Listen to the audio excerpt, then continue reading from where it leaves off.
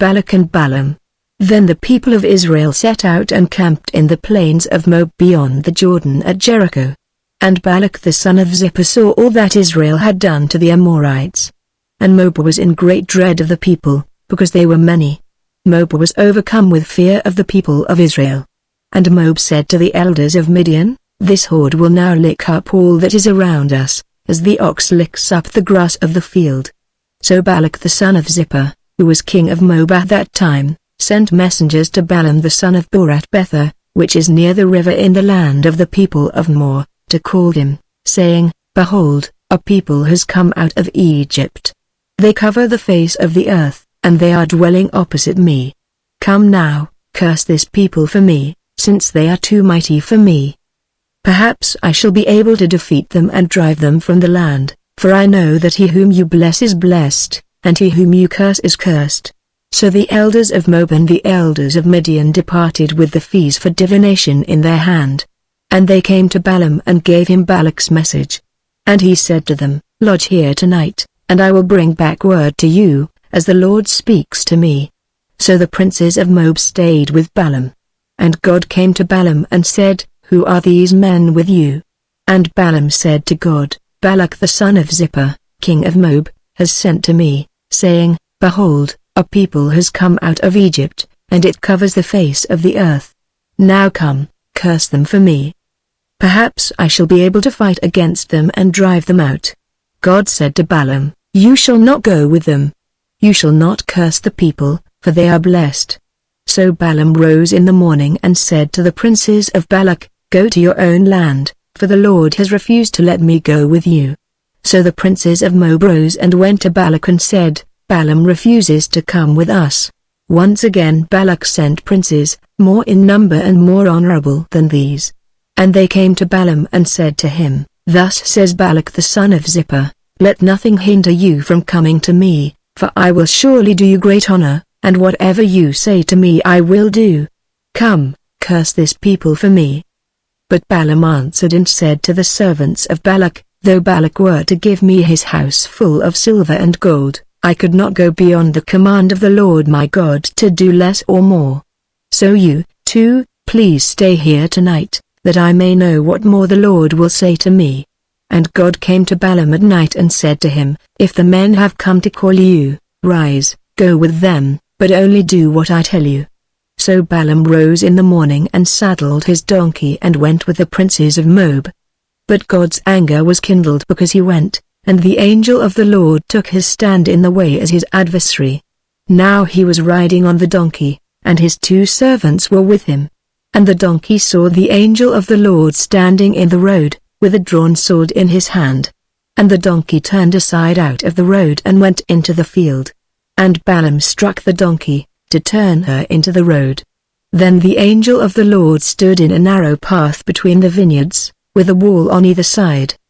And when the donkey saw the angel of the Lord, she pushed against the wall and pressed Balaam's foot against the wall. So he struck her again. Then the angel of the Lord went ahead and stood in a narrow place, where there was no way to turn either to the right or to the left.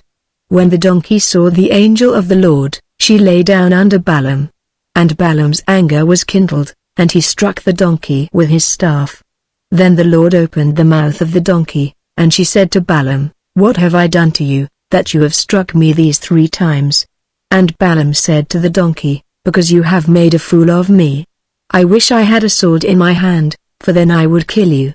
And the donkey said to Balaam, "Am I not your donkey, on which you have ridden all your life long to this day? Is it my habit to treat you this way?" And he said, "No."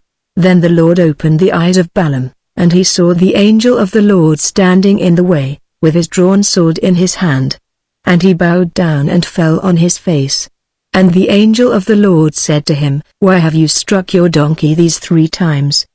Behold, I have come out to oppose you because your way is perverse before me. The donkey saw me and turned aside before me these 3 times. If she had not turned aside from me, surely just now I would have killed you and let her live." Then Balaam said to the angel of the Lord, "I have sinned, for I did not know that you stood in the road against me. Now therefore, if it is evil in your sight, I will turn back." And the angel of the Lord said to Balaam, "Go with the men, but speak only the word that I tell you." So Balaam went on with the princes of Balak. When Balak heard that Balaam had come, he went out to meet him at the city of Moab, on the border formed by the Arnon, at the extremity of the border. And Balak said to Balaam, "Did I not send to you to call you? Why did you not come to me? Am I not able to honor you?" Balaam said to Balak, "Behold, I have come to you. Have I now any power of my own to speak anything? The word that God puts in my mouth, that must I speak." Then Balaam went with Balak, and they came to Kiriath-Huzoth. And Balak sacrificed oxen and sheep, and sent for Balaam and for the princes who were with him. And in the morning Balak took Balaam and brought him up to Bamoth-baal, and from there he saw a fraction of the people. And Balaam said to Balak, "Build for me here 7 altars, and prepare for me here 7 bulls and 7 rams." Balak did as Balaam had said. And Balak and Balaam offered on each altar a bull and a ram. And Balaam said to Balak, "Stand beside your burnt offering, and I will go. Perhaps the Lord will come to meet me, and whatever he shows me I will tell you." And he went to a bare height, and God met Balaam. And Balaam said to him, "I have arranged the 7 altars and I have offered on each altar a bull and a ram." And the Lord put a word in Balaam's mouth and said, "Return to Balak, and thus you shall speak." And he returned to him, and behold, he and all the princes of Moab were standing beside his burnt offering.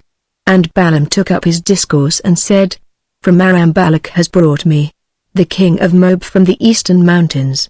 Come, curse Jacob for me. And come, denounce Israel. How can I curse whom God has not cursed? How can I denounce whom the Lord has not denounced? For from the top of the crags I see him. From the hills I behold him. Behold, a people dwelling alone, and not counting itself among the nations.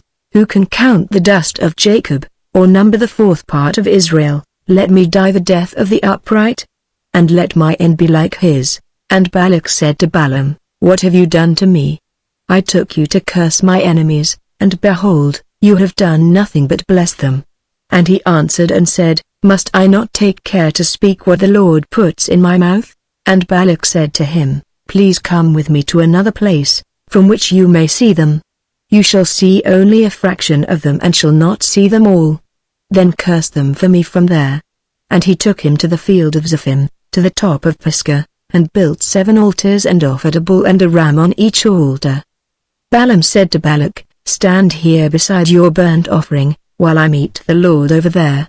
And the Lord met Balaam and put a word in his mouth and said, "Return to Balak, and thus shall you speak." And he came to him, and behold, he was standing beside his burnt offering, and the princes of Moab with him.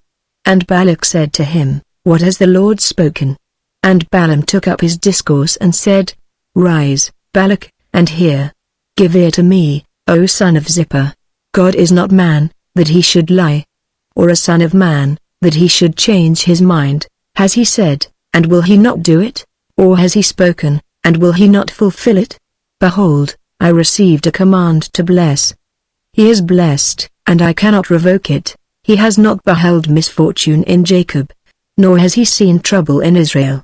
The Lord their God is with them, and the shout of a king is among them. God brings them out of Egypt, and is for them like the horns of the wild ox. For there is no enchantment against Jacob, no divination against Israel.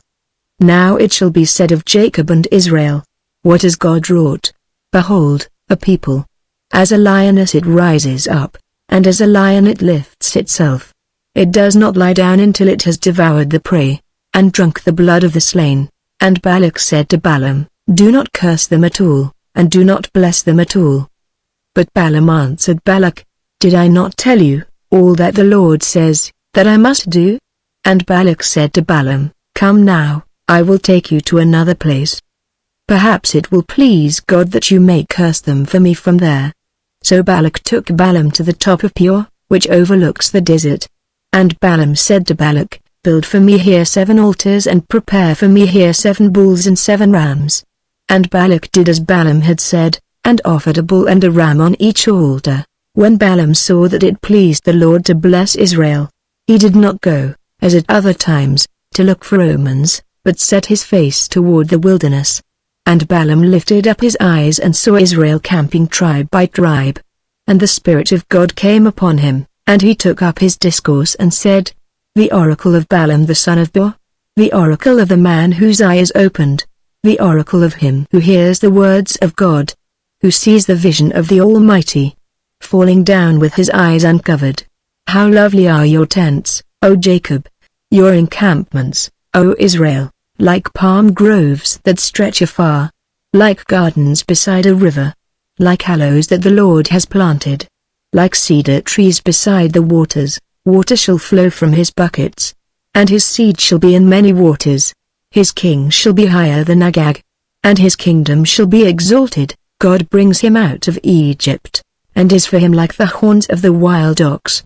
He shall eat up the nations, his adversaries, and shall break their bones in pieces, and pierce them through with his arrows. He crouched, he lay down like a lion, and like a lioness, who'll rouse him up. Blessed are those who bless you, and cursed are those who curse you. And Balak's anger was kindled against Balaam, and he struck his hands together.